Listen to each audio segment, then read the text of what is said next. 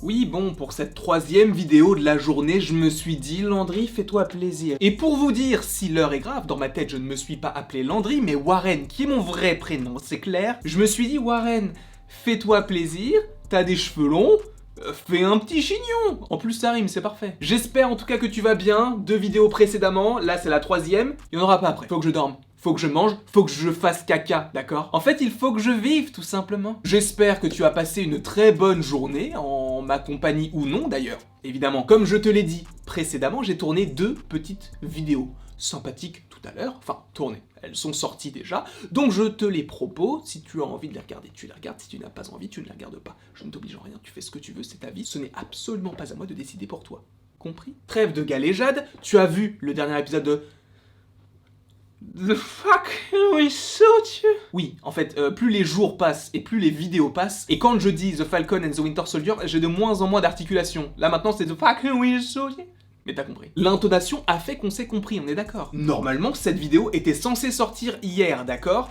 Mais je me suis dit non, je la sors aujourd'hui, je fais ce que je veux. La scène post-générique, que contient-elle? Tu as donc Sharon Carter, alias Power Broker, on l'avait dit, oui mais non. Pourquoi? Parce qu'au début on avait dit c'est impossible. Aujourd'hui on s'est posé les questions avant de regarder l'épisode, on s'est dit pourquoi pas. Nous avons d'ailleurs fait, il me semble, 2 vidéos sur le sujet, donc... voilà, il y avait matière à réfléchir. Et là, on apprend que c'est bien elle. Pourquoi est-ce que c'est elle? On va en parler dans cette vidéo précisément. Mais donc, cette scène post-générique te montre Sharon Carter, qui est donc au Sénat et qui est graciée. Donc, elle peut revenir aux États-Unis sans avoir de problème. Seulement, Sharon n'est plus vraiment que Sharon. C'est Power Broker. Et je pense qu'on va parler beaucoup de ce personnage qui était un peu énigmatique et fantomatique auparavant. Mais là, t'as vraiment l'impression qu'il peut avoir une incidence sur 2 programmes qui vont arriver en 2022. Et je pense que ça tease l'un ou l'autre. Certains de mes confrères en ont parlé, que ce soit Mathéo, que ce soit Comics Guardian, donc je vous invite évidemment à aller voir leurs vidéos si ce n'est pas déjà fait. Mais quoi qu'il en soit, cette scène post-générique pourrait annoncer 2 programmes. Alors pas forcément les 2 d'un coup, soit l'un, soit l'autre, c'est possible. D'un côté, nous aurions Armor Wars, et de l'autre, nous aurions Secret Invasion. D'accord? Prenons le temps un petit peu.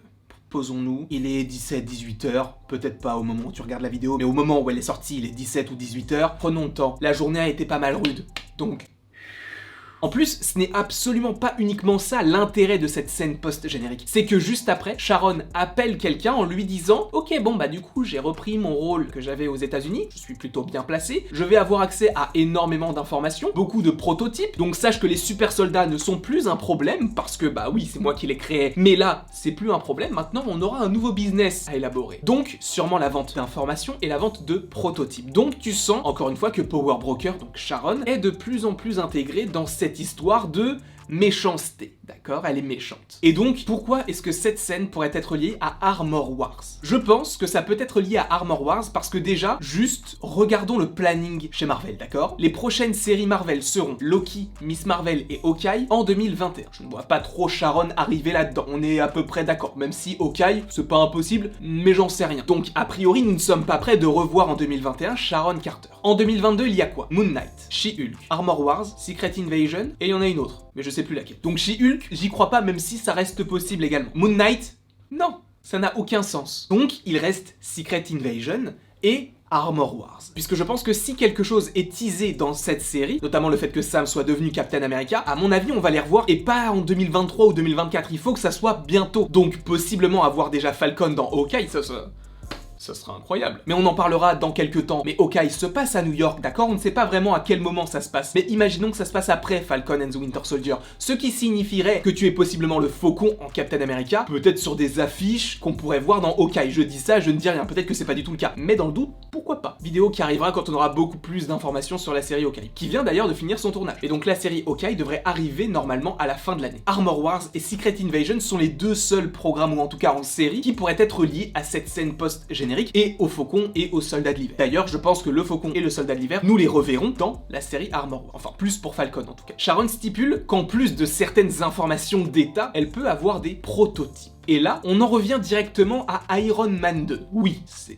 bizarre, mais on en revient à Iron Man 2. Parce qu'à l'époque d'Iron Man 2, le gouvernement, qui était à la base contrôlé par Hydra en soi, voulait qu'Iron Man soit la propriété de l'État. Sauf que ça n'a pas été le cas. Et ils ont créé via Hammer Industries des petits robots par-ci par-là, en essayant d'imiter ce que Tony Stark sait faire de mieux, des armures. Sauf qu'ils n'ont pas réussi parce qu'ils sont nuls, on est d'accord. Les armures, elles sont pétées, claquées au sol, j'ai jamais rien vu de tel. Même dans Iron Man 2, à la fin, les armures que crée Ivan Vanko, elles sont nulles à chier, d'accord? Donc, même si en 2010, ce n'était pas génial, aujourd'hui, dans le MCU, on est en 2023. Ce qui signifie qu'ils ont eu le temps de s'améliorer et de préparer des petits projets en amont. Peut-être que le gouvernement serait lié possiblement à l'idée qu'il y ait la Secret Invasion, et donc l'idée qu'il y ait un vaisseau dans l'espace, et ça mènerait directement à Spider-Man Far From Home, à la scène post-générique j'entends, avec le fait que Nick Fury soit dans l'espace et Talos ait pris la place de Nick Fury sur Terre, et ça pourrait être lié à Secret Invasion, mais ça on y reviendra après, mais le fait est que peut-être qu'ils ont des prototypes d'armure ou ce genre de choses que pourrait avoir créé, admettons, Justin Hammer. Justin Hammer, tu le connais, d'accord? Il était dans Iron Man 2, et il me semble qu'il était même dans le court-métrage All Hail the King, qui est un court-métrage sur le faux mandarin en prison. Il me semble qu'il est même dedans. Imaginons donc que tu aies ce genre de prototype, sachant qu'il me semble que dans Armor Wars, en tout cas dans les comics, tu as un énorme lien avec Justin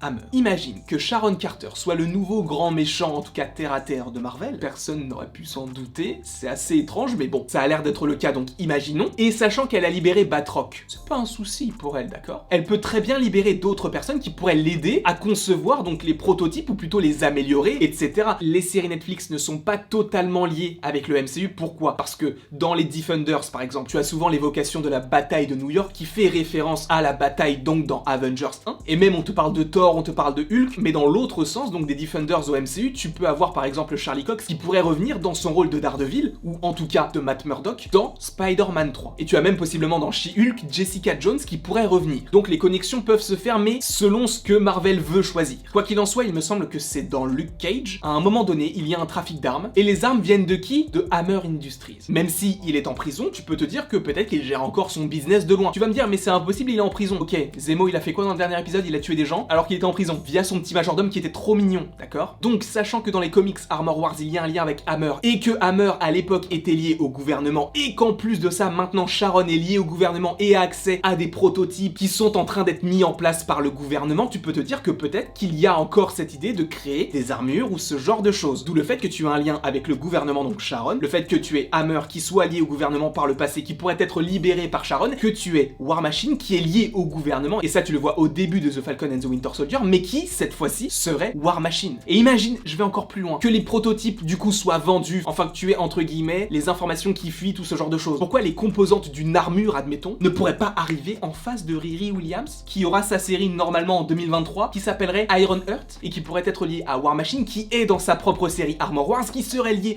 à la scène post... Je parle trop, j'ai plus de salive. Mais t'as compris, je pars trop loin, mais ça peut aller vraiment hyper loin, et ça peut être hyper stylé. Armor Wars, on n'y croit pas beaucoup, parce que War Machine, parce qu'on n'a aucune info, surtout. Mais je pense que cette série Armor Wars peut être liée à cette scène post-générique, mais en plus de ça, cela peut être lié possiblement à Iron Heart, on peut imaginer plein de choses, d'accord? Mais quoi qu'il en soit, si on imagine qu'il y a des prototypes, cela peut être lié possiblement à Hammer, cela peut être également lié à War Machine, d'où le fait que tu aies Armor Wars qui arrive en 2022, avec ces différentes informations qui fuitent, avec donc les plus offrants qui essayent de concevoir eux-mêmes de nouvelles armures, et War Machine qui doit de son côté essayer de rétablir un petit peu l'ordre par rapport à tout cela. Réponse normalement en 2022. Après, une autre théorie peut émerger par rapport à un autre programme, Secret Invasion. On en a déjà parlé dans une vidéo par rapport au fait qu'on se demandait si Sharon Carter était bien Power Broker ou un Skrull. Apparemment, c'est Power Broker. Est-ce que c'est un Skrull? On n'a pas eu l'information. Aujourd'hui, après les 6 épisodes que l'on a vus, je crois plus en l'idée d'un teasing vers Armor Wars que Secret Invasion. Mais admettons que cela tease Secret Invasion. Parce que déjà que dans la scène post-générique de Far From Home, on avait Talos. Dans la scène post-générique de WandaVision, on avait un Skrull également. Ok, ça tease quelque chose, mais on comprend pas vraiment ce que ça tease. En plus, est-ce que c'est vraiment Sharon? Je pense que c'est vraiment Sharon. Mais si on reste dans cette idée que Sharon serait un Skrull, peut-être que la Secret Invasion a bien déjà commencé, comme on l'a déjà vu dans WandaVision, qui se passe uniquement 3 semaines après Endgame, alors que Falcon se passe 6 mois après, donc les Skrulls ont eu le temps de s'implanter sur Terre, il n'y a pas de souci par rapport à ça. Et même, Secret Invasion a l'air d'être un arc immense dans les comics et aussi dans le MCU. Ça a l'air d'avoir une incidence et une importance capitale pour la phase 4, notamment liée à Captain Marvel 2 qui pourrait être le gros film de cette phase 4. Est-ce que tout ça va s'agencer? Personnellement, je ne crois pas du tout en un teasing de Secret Invasion. Je vois pas le rapport qu'il pourrait y avoir. Après, cela montrerait que les Skrulls sont vraiment implantés au gouvernement et cela pourrait être très intéressant, notamment par rapport au personnage de Val qui est lié à la Secret Invasion dans les comics et qui serait un Skrull. Donc peut-être qu'il y a un lien avec tout ça et peut-être que des Skrulls sont implantés sur Terre pour aider soi-disant la Terre, mais au final ils n'ont pas forcément de très bonnes intentions, comme pourrait être Sharon Carter. Mais encore une fois, je suis pas sûr. Encore une fois, ce n'est qu'une théorie, donc je ne dis pas que ça va arriver, mais que ça peut arriver. Par rapport à tout ça, je me pose pas mal de questions, mais j'ai vraiment l'impression que cette série tease un futur, des programmes vraiment beaucoup plus terre à terre que du Secret Invasion. Parce que pour WandaVision, on avait Monica Rambeau. Monica Rambeau, le personnage, on savait qu'il serait dans Captain Marvel 2 et on savait que Captain Marvel 2 serait lié à Secret Invasion. Donc les connexions pouvaient se faire. Là, le seul lien que l'on aurait avec Secret Invasion dans la série, c'est le personnage de Val. Mais tu as l'impression qu'elle serait plus liée à une équipe qui s'appellerait les Thunderbolts, voire les Dark Avengers, voire une organisation qui s'appellerait Hammer. On peut imaginer beaucoup de choses par rapport à ce perso, mais en tout cas, même si dans les comics cela tease Secret Invasion, on peut vraiment se demander si dans la série cela tease cela. J'en suis pas sûr, mais on n'en sait rien. En tout cas, par rapport à l'explication et aux théories diverses par rapport à cette série, et notamment à cette scène post-générique, je me pose pas mal de questions, mais je me dis que peut-être que vous avez aussi vos réponses à vous, donc n'hésitez pas à les mettre en commentaire. T'as vu comment j'ai bien amené ça? T'es content de ça, non? T'as vu, je fais des petites transitions plutôt sympathiques, donc par rapport à ça, n'hésite pas à lâcher ton petit pouce, hein. N'hésite pas non plus à partager, à t'abonner, surtout, cela me ferait extrêmement plaisir, et après toute cette longue vidéo, il ne me reste plus qu'à vous dire à la prochaine, pour la prochaine.